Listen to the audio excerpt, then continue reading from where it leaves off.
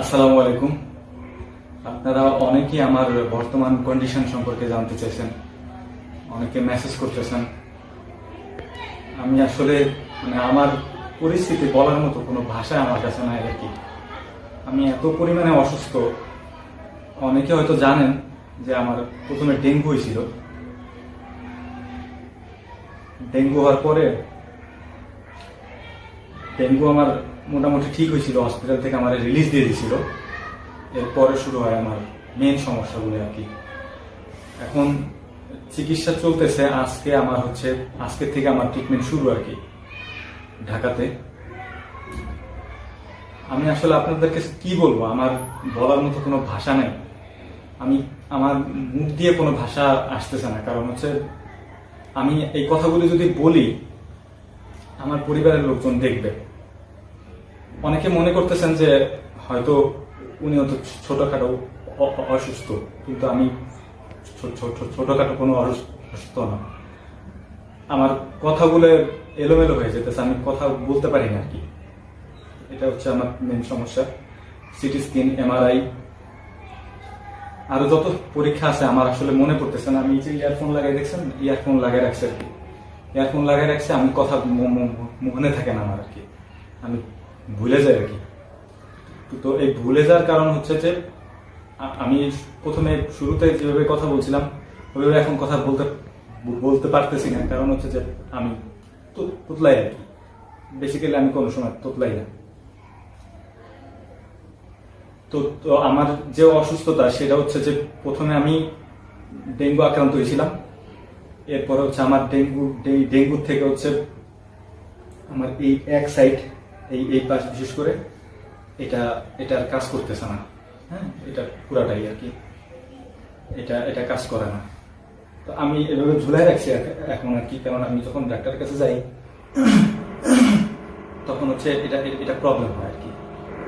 কোথাও বাড়ি লাগে, কোথাও আমি শক্তি পাই নাই হাতে টোটালি আর কি। এটা হচ্ছে একটা প্রবলেম। আর মেন এখন যে সমস্যাটা হচ্ছে, আমি রাজধানীর নিউরোসায়েন্স হসপিটালে চিকিৎসা নিচ্ছি এখন। আমি ঢাকা আছি বেশ কয়েকদিন যাব। আমি আসলে কারো কাছে কৃতজ্ঞ না, আবার কারো কাছে আমি কারোর কাছে কিছু বলি না। আমি এই যে এতদিন যাবৎ অসুস্থ, এই অসুস্থতার মধ্যে আমার অসুস্থতা আমি ততটুকু বলছি মানুষের কাছে, যতটুকু আমি মানুষের কাছে একটা স্ট্যাটাস দেওয়া আর কি যে আমি অসুস্থ, শুধু এতটুকু। এর বাইরে আমি কিছু বলি।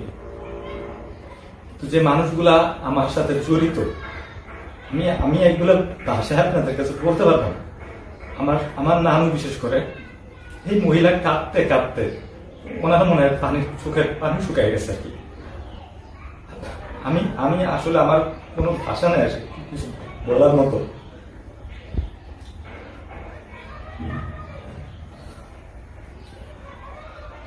আমি চেষ্টা করি সার্ভাইভ করার জন্য, কিন্তু আমি পারি না আসলে। আমার এই হাত একেবারেই টোটালি কাজ করে না। কোনো ডাক্তার দেখাই দিয়েছি 3 দিন পর্যন্ত আমার শুধু এমআরআই টেস্ট, তারপর যত টেস্ট আছে সমস্ত টেস্ট গুলা শেষ হয়েছে আর কি। আজকে থেকে আমার চিকিৎসা শুরু আর কি। আমি জানি না কি হবে। আমি স্ট্রং মানুষ, আমি সবার কাছে বলি যে আমার কোনো সমস্যা নেই, আমি সুস্থ আছি। কিন্তু আমি যে কতটুকু সুস্থ আছি সেটা আমি নিজে বুঝি। আমি উঠতে পারি না, একজন মানুষের সাহায্য ছাড়া আমি দাঁড়াইতে পারি না, ধরতে পারি না কোনো কিছু।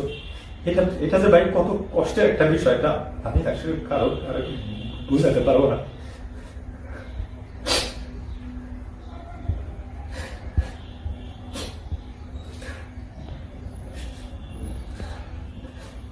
তো অনেকে আমার কাছে জিজ্ঞেস করেন যে আপনার কিসের অসুস্থতা, আপনি কি হয়েছে? আমার সহজ কথা এক সাইড আমার কাজ করে না, কোনো কাজই করে না। আমি এটা এভাবে বেঁধে রাখি।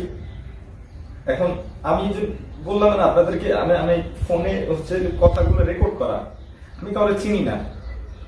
এটা হচ্ছে মেন সমস্যা। আমার মেসেঞ্জারে যদি আমি কাউকে দেখি, আমি চোখে কম দেখি, ঝাপসা দেখি চোখে। মেসেঞ্জারে যদি আমি কাউকে দেখি, আমি কাউকে চিনি না। কেউ আমার মেসেজ দিলে আমি তারে চিনি না কে এটা, বা আমি তারে আইডেন্টিফাই করতে পারি না। আমার পরিবারের লোকজন, বিশেষ করে ভাইয়া, আমার কাজিন আর আমার এইখানে যারা আছে আর কি আমার আন্টিরা, এদের এদের বাইরে আমি কাউকে চিনি না। অনেকে আমার মেসেজ দেয়, ভাই আপনার কি অবস্থা, আমি আমি কাউরে চিনি না ভাই, বিশেষ আপনাদের আমি কিভাবে এটা বলবো, আমি কারো ফেস আমি আমার মনে নেই, কে কেমন দেখতে, কে কেমন, কার চেহারা কিরকম, আমার কোনো কিছুই মনে নেই। তো এই হচ্ছে আমার পরিস্থিতি বর্তমানে। আমি আপনাদের কাছে শুধু দোয়া চাই, আমি আর কিছু চাই না। আমার জন্য দোয়া করবেন।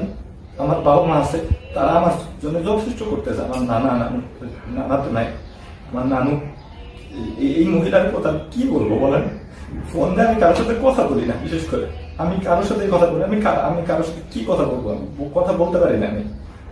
আমি তোতলাই কথা বলতে গেলে। তো আমার নানু প্রত্যেকটা সময় কল উনি শুধু শুধু কাঁদে। কারে কি সান্ত্বনা দেবো বলেন? এরকম পরিস্থিতিতে আমার কি করার আছে? অনেকে মনে করেন ভাই ভিডিও দেন না কেন? আমার জীবন আমি বাঁচবো কি মরবো না আমি জানি না, কারণ আমার শরীরের কন্ডিশন আমি বুঝি। অলরেডি আমার একটা সাইড, এই সাইড আমার কাজ করে না, টোটালি কাজ করে না একবারে। এরপরে হচ্ছে আপনার নিউরো সায়েন্স, রাজধানীর নিউরো সায়েন্স হসপিটালে আমার চিকিৎসা চলতেছে, এখানে এমআরআই, তারপরে অন্যান্য চিকিৎসা যেগুলো সবকিছু করতেছে আর কি। তো এই অবস্থাতে আমি আপনাদের কাছে আমি শুধু দোয়া চাই, আমার জন্য একটু দোয়া করবেন। আমি চেষ্টা করব। আমি আপনাদেরকে বললাম না, আমার কথা রেকর্ড করা, এখানে বাজতেছে কথা, এই যে ফোনে কথা বাজতেছে, ওই কথা শুনে আমি কথা বলার চেষ্টা করতেছি, কারণ আমি ভুলে যাই, আমি কথাগুলো মনে রাখতে পারি না। তো এই হচ্ছে আমার অবস্থা এখন। আমার জন্য দোয়া করবেন, আর ওই মহিলার জন্য একটু দোয়া করেন, আমার বিশেষ করে আমার নানুর জন্য। কাঁদতে কাঁদতে ওনার চোখের পানি শুকিয়ে গেছে। আমার আর বাকি যারা মনে ব্যস্ত, তারা হয়তো স্ট্রং, তো উনি কাঁদতে কাঁদতে কি বলবো বলেন?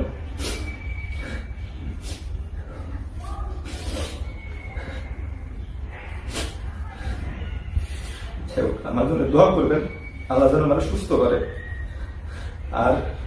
আর যদি আপনাদের সাথে আর দেখা না হয়, কারণ আমি আমার শরীরের কন্ডিশন বুঝি। আমার যখন ডেঙ্গু ছিল তখন আমার হসপিটাল থেকে রিলিজ করে দিয়েছিল, আমি সুস্থ হয়ে গেছিলাম। সুস্থ হওয়ার পরে আমার আস্তে এই সাইডটা পড়ে যায়।